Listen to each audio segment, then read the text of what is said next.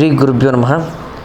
ವೀಕ್ಷಕರೇ, ಇವತ್ತಿನ ಈ ಒಂದು ವಿಡಿಯೋದಲ್ಲಿ ನಾನು ನಿಮಗೆ ವೈಶಾಖ ಮಾಸದ ಕೃಷ್ಣ ಪಕ್ಷದ ವೈಶಾಖ ಅಮಾವಾಸ್ಯೆ ಅಂದರೆ ಏಪ್ರಿಲ್ 17ನೇ ತಾರೀಕು ಬರ್ತಕ್ಕಂಥ ವೈಶಾಖ ಅಮಾವಾಸ್ಯೆ ನಂತರ ಮಕರ ರಾಶಿಯವರ ಜೀವನದಲ್ಲಿ ಆಗ್ತಕ್ಕಂಥ ಮುಖ್ಯ ಬದಲಾವಣೆಗಳೇನು, ಅವ್ರ ಜೀವನದಲ್ಲಿ ಆಗ್ತಕ್ಕಂಥ ಆಗು ಹೋಗುಗಳ ಬಗ್ಗೆ ಮತ್ತು ಪಾಸಿಟಿವ್ ನೆಗೆಟಿವ್ ಬಗ್ಗೆ ಈ ಒಂದು ವಿಡಿಯೋದಲ್ಲಿ ಸಂಪೂರ್ಣವಾಗಿ ಮಾಹಿತಿ ಕೊಡ್ತೀನಿ. ಅದಕ್ಕಿಂತ ಮುಂಚೆ ಯಾರೆಲ್ಲ ನಮ್ಮ ಒಂದು ಚಾನಲ್ಗೆ ಫಸ್ಟ್ ಟೈಮ್ ಬಂದಿರ್ತೀರೋ ಅಥವಾ ನಮ್ಮ ಒಂದು ವಿಡಿಯೋನ ಫಸ್ಟ್ ಟೈಮ್ ನೋಡ್ತಿರ್ತೀರೋ ಈ ಕೂಡಲೇ ಭಕ್ತಿಯಿಂದ ಲೈಕ್ ಮತ್ತು ಸಬ್ಸ್ಕ್ರೈಬ್ ಮಾಡ್ಕೊಳ್ಳಿ. ಮೊದಲನೇದಾಗಿ ವೃತ್ತಿ ಮತ್ತು ಉದ್ಯೋಗದ ಬಗ್ಗೆ ನೋಡೋದಾದರೆ, ಉದ್ಯೋಗದಲ್ಲಿ ಯಶಸ್ಸು ನಿಮ್ಮದಾಗುತ್ತೆ. ನಿಮ್ಮ ತಾಳ್ಮೆ ನಿಮ್ಮ ಗುಟ್ಟು. ಉದ್ಯೋಗದಲ್ಲಿ ಜವಾಬ್ದಾರಿ ಹೆಚ್ಚಾಗುತ್ತೆ. ನೀವು ಕೆಲಸ ಮಾಡ್ತಕ್ಕಂಥ ಕಚೇರಿಯಲ್ಲಿ ಗುಪ್ತಶತ್ರುಗಳ ಬಗ್ಗೆ ಎಚ್ಚರವಿರಲಿ. ಆದರೆ ನಿಮ್ಮ ಪ್ರಾಮಾಣಿಕ ಕೆಲಸ ನಿಮ್ಮ ಮೇಲಾಧಿಕಾರಿಗಳ ಗಮನವನ್ನು ಸೆಳೆಯುತ್ತೆ. ಕಲೆ, ಆರ್ಥಿಕ ಕ್ಷೇತ್ರ ಆಗ್ಬೋದು, ಬ್ಯಾಂಕಿಂಗ್ ಕ್ಷೇತ್ರದಲ್ಲಿ ಯಾರು ಕೆಲಸ ಮಾಡ್ತಿರ್ತಾರೋ ಅವ್ರಿಗೆ ಈ ತಿಂಗಳು ಉತ್ತಮ ಜವಾಬ್ದಾರಿಗಳು ಮತ್ತು ಉತ್ತಮ ಅವಕಾಶಗಳು ಸಿಗುತ್ತೆ. ಇನ್ನು ವ್ಯವಹಾರ ಬಗ್ಗೆ ನೋಡೋದಾದರೆ, ವ್ಯಾಪಾರದಲ್ಲಿ ಈ ಹಿಂದೆ ಮಾಡಿದಂಥ ಯೋಜನೆಗಳು ಈಗ ಫಲವನ್ನು ಕೊಡಲಿಕ್ಕೆ ಅಂದರೆ ಲಾಭವನ್ನು ತರಲಿಕ್ಕೆ ಆರಂಭ ಆಗಿರುತ್ತೆ. ಮಾಡ್ತಕ್ಕಂಥ ಒಂದು ಬಿಸ್ನೆಸ್ಸಲ್ಲಿ ಸಣ್ಣ ಪುಟ್ಟ ಗ್ರೋತನ್ನು ಈಗ ನೀವು ಕಾಣಲಿಕ್ಕೆ ಸಿಗ್ತೀರ. ಆದರೆ ಅತಿಯಾದ ಖರ್ಚುಗಳು, ಇನ್ವೆಸ್ಟ್ಮೆಂಟ್ಗಳಾಗ್ಬೋದು ಈ ತಿಂಗಳು ಯಾವುದೇ ಕಾರಣಕ್ಕೂ ಮಾಡಲಿಕ್ಕೆ ಹೋಗಬೇಡಿ.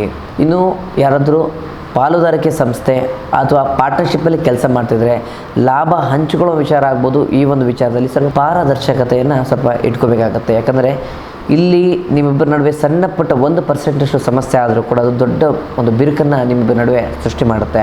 ಇನ್ನು ಆರ್ಥಿಕ ಸ್ಥಿತಿ ಬಗ್ಗೆ ನೋಡೋದಾದರೆ, ಆರ್ಥಿಕವಾಗಿ ನೀವು ಈ ತಿಂಗಳು ಸ್ವಲ್ಪ ಸ್ಥಿರವಾಗ್ತೀರಾ. ಜೊತೆಗೆ ಹೊಸ ಆದಾಯದ ಮೂಲಗಳು ಸೃಷ್ಟಿಯಾಗುತ್ತೆ. ಪಿತ್ರಾರ್ಜಿತ ಆಸ್ತಿಯಿಂದ ಒಂದು ಲಾಭ ಬರೋದ ಸಂಭವ ಹೆಚ್ಚಾಗಿದೆ. ಯಾವುದಾದ್ರೂ ಕೋರ್ಟ್ ಕಚೇರಿ ವಿಚಾರದಲ್ಲಿ, ಯಾವುದಾದ್ರೂ ಆಸ್ತಿ ವಿಚಾರದಲ್ಲಿ ಸಿಲುಕಿದ್ರೆ ಆ ಒಂದು ತೀರ್ಮಾನ ಈ ಒಂದು ತಿಂಗಳು ನಿಮ್ಮ ಕಡೆ ಆಗುತ್ತೆ. ಅನಗತ್ಯ ಖರ್ಚುಗಳು ಮತ್ತು ಅನಗತ್ಯ ಮೋಜು ಮಸ್ತಿಗೆ ಯಾವುದೇ ಕಾರಣಕ್ಕೂ ಖರ್ಚನ್ನು ಮಾಡಲಿಕ್ಕೆ ಹೋಗಬೇಡಿ. ದೀರ್ಘಕಾಲದ ಉಳಿತಾಯದ ಕಡೆಗೆ ನೀವು ಹೆಚ್ಚಿನ ಗಮನವನ್ನು ಕೊಡೋದು ನಿಮ್ಮ ಭವಿಷ್ಯಕ್ಕೆ ತುಂಬ ಒಳ್ಳೆಯದು. ಇನ್ನು ಪ್ರೀತಿ ಮತ್ತು ಕುಟುಂಬ ಬಗ್ಗೆ ನೋಡೋದಾದರೆ, ಇನ್ನು ಪ್ರೀತಿಯ ವಿಚಾರದಲ್ಲಿ ಸ್ವಲ್ಪ ನೀವು ಗಂಭೀರ ಆಗ್ತೀರಾ.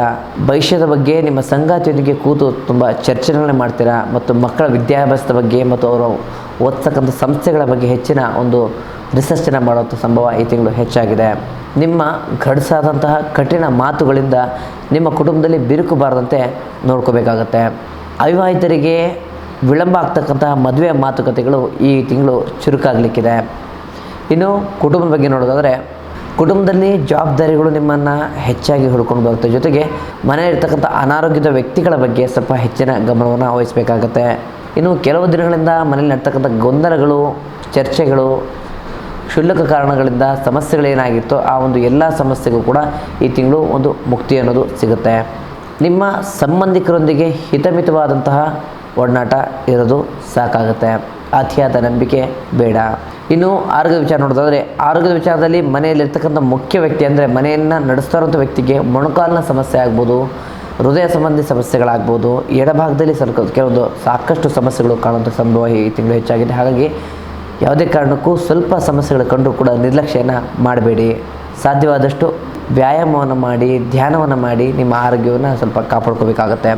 ಈ ಒಂದು ರಾಶಿಯವರ ಸಣ್ಣ ತಂತ್ರ ಪರಿಹಾರ ಏನಪ್ಪ ಅಂತಂದರೆ, ಮುಖ್ಯವಾಗಿ ಪ್ರತಿ ಮಂಗಳವಾರ ಅಷ್ಟಲಕ್ಷ್ಮಿಯರ ದೇವಸ್ಥಾನ ಅಥವಾ ದುರ್ಗಾ ಸಪ್ತಶ್ಲೋಕದ ದೇವಸ್ಥಾನ ಅಂದರೆ ದುರ್ಗಾ ದೇವಸ್ಥಾನಕ್ಕೆ ಹೋಗಿ ಪ್ರತಿ ಮಂಗಳವಾರ ಕುಲದೇವರಿಗೆ ಒಂದು ಪೂಜೆಯನ್ನು ಮಾಡಬೇಕಾಗತ್ತೆ. ಮನೆಯಲ್ಲೇ ಆದರೆ ಮನೇಲಿ ಮಾಡಿ ಅಥವಾ ಕುಲದೇವರ ದೇವಸ್ಥಾನ ಹತ್ತಿರದಲ್ಲಿದೆ ಅನ್ನೋದಾದರೆ ಪ್ರತಿ ಮಂಗಳವಾರ ನೀವು ಈ ತಿಂಗಳು ಪೂರ್ತಿ ಹೋಗಿ ಪೂಜೆಯನ್ನು ಮಾಡಿಕೊಂಡು ಬರಬೇಕಾಗತ್ತೆ. ಮತ್ತು ಸಣ್ಣ ತಂತ್ರ ಏನಪ್ಪ ಅಂತಂದರೆ, ನಿಮ್ಮ ಮನೆಯಲ್ಲಿರ್ತಕ್ಕಂತಹ ಈಶಾನ್ಯ ಮೂಲೆ ಅಥವಾ ವಾಯುವ್ಯ ಮೂಲೆಯಲ್ಲಿ ಒಂದು ನಿಂಬೆಹಣ್ಣು ತೆಗೆದುಕೊಂಡು ಮನೆಯಲ್ಲಿರ್ತಕ್ಕಂಥ ಎಲ್ಲ ಕಷ್ಟಗಳ ಬಗ್ಗೆ ಒಂದು ಚೀಟಿಯನ್ನು ಮಾಡಿ, ಚೀಟಿಯಲ್ಲಿ ಎಲ್ಲ ರೀತಿಯ ಕಷ್ಟಗಳನ್ನ ಬರೆದು ಆ ನಿಂಬೆಹಣ್ಣು ಅದರೊಳಗೆ ಹಾಕಿ ಸುತ್ತಿಡಿ. ಇಟ್ಟು 10ರಿಂದ 15 ನಿಮಿಷ ಆ ಒಂದು ದಿಕ್ಕಿಗೆ ನೀವು ಯಾವುದೇ ಕಾರಣಕ್ಕೆ ಹೋಗಬಾರ್ದು.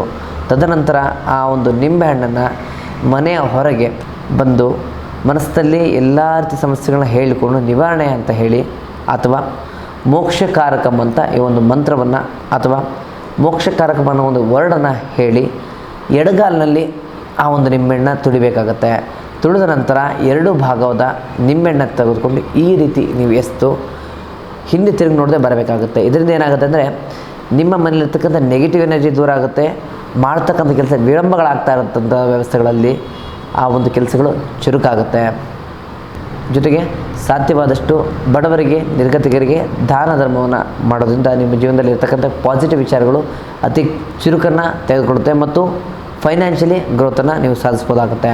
ಇನ್ನು ಈ ಒಂದು ರಾಶಿಯವರ ಅದೃಷ್ಟ ಸಂಖ್ಯೆ ನಂಬರ್ 7 ಆಗಿರುತ್ತೆ. ಈ ಒಂದು 7 ಅನ್ನೋ ನಂಬರು ಇವ್ರ ಜೀವನದಲ್ಲಿ ತುಂಬ ಇವರು ಬಳಸೋದ್ರಿಂದ ಇವ್ರ ಜೀವನದಲ್ಲಿ ಒಂದು ಅದೃಷ್ಟವನ್ನು ತಂದುಕೊಡೋ ನಂಬರ್ ಇದಾಗಿದೆ.